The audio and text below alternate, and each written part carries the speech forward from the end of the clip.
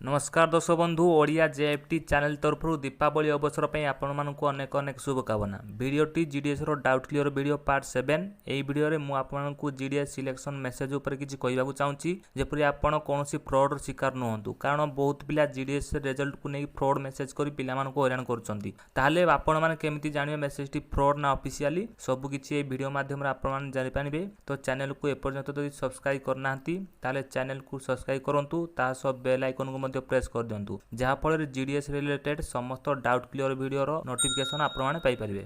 तो दर्शक बंधु आपण माने जानिथिबे कि आजिकल समस्त प्रकार कार्यकलाप रे फ्रॉड करने को लोक माने पछाउना से भली लोक माने जीडीएस रिजल्ट को नहीं कि पिला मानकु फ्रॉड मेसेज करछंती कि आपण एही जोन सिलेक्ट होइछंती आउ आपण एतिकी टंका अकाउंट को ट्रांसफर करंतु आपनकर जीडीएस हो जाइछि।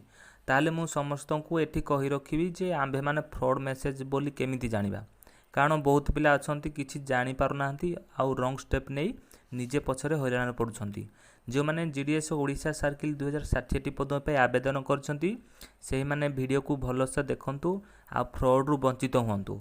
तो दर्शक बंधु आपण माने जानिथिबे आपण आवेदन करबा समय जीडीएस तरफ जेकोसी मेसेज आसे सिस्टम जेनेरेट मेसेज आए माने वीके पोस्ट नेम रे ही समस्त प्रकार मेसेज आसे।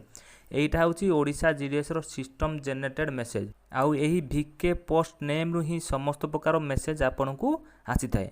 आउ जदि आपण जीडीएस पई सिलेक्ट होउछंती ताहाले रिजल्ट बाहरिवार किछि दिन पूर्वरु वीके पोस्ट रु ही मेसेज आसीबो।